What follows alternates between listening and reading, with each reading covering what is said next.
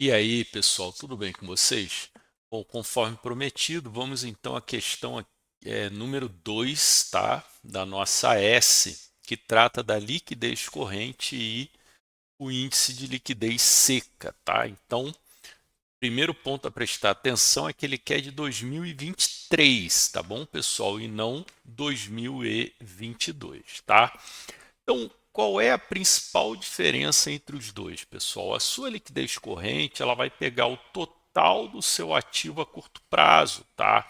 E vai dividir pelo seu passivo a curto prazo. Então, ela vai te dizer se a empresa tem condições de honrar todos os seus compromissos, né, de curto prazo, ou seja, se o seu ativo vai ser maior do que o passivo. Então, quando você tem esse índice acima de 1 na liquidez corrente, significa então que as empresas elas têm condições de honrar os seus compromissos a curto prazo, tá?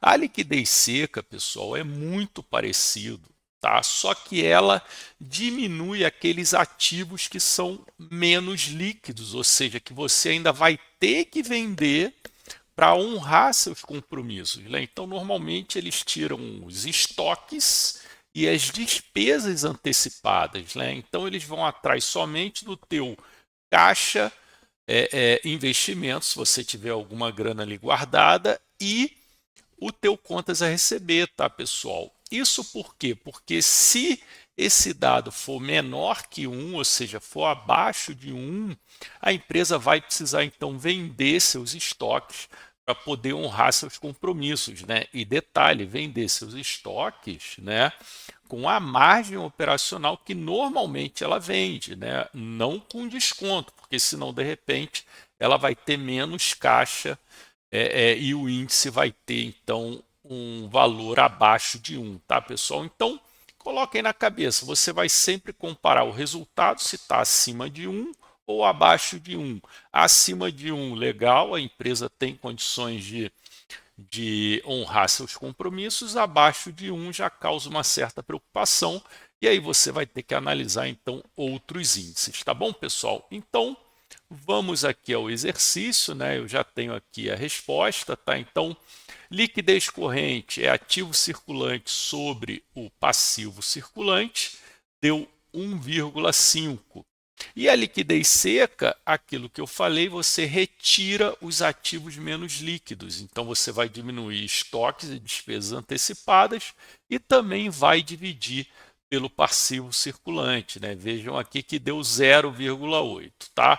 Então como é que eu elaborei a minha resposta aqui, pessoal? Primeiro, dizendo um pouquinho dos índices de liquidez em geral. Para que eles servem, né? Então eles medem a capacidade de uma empresa converter os seus ativos em grana, né, rapidamente, sem perder qualquer valor significativo, né? Ou seja, trará as informações se a empresa possui então recursos para honrar seus compromissos financeiros, tá bom?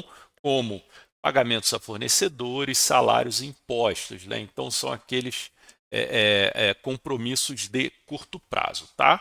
Então, como eu falei, pessoal, a liquidez corrente ela mede a capacidade que uma empresa tem de cumprir seus compromissos financeiros de curto prazo, tá? No nosso caso, ela deu 1,5 acima de 1. Então, significa que a empresa tem sim a capacidade de honrar os seus compromissos, tá, pessoal? Indo para a liquidez seca, ela desconsidera os estoques e outros ativos que têm menos liquidez, né? Ou seja, você vai ter que vender ainda e provavelmente você vai ter alguma dificuldade. E mais do que isso, você não pode simplesmente vender por qualquer valor.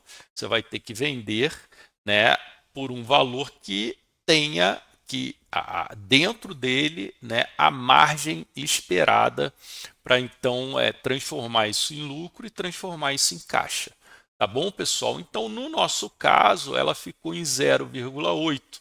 Então, significa que para honrar seus compromissos, não basta só caixa e contas a receber. Ela vai ter que vender os seus estoques para poder, então, honrar os seus compromissos. Tá bom, pessoal? Então, basicamente é isso, tá?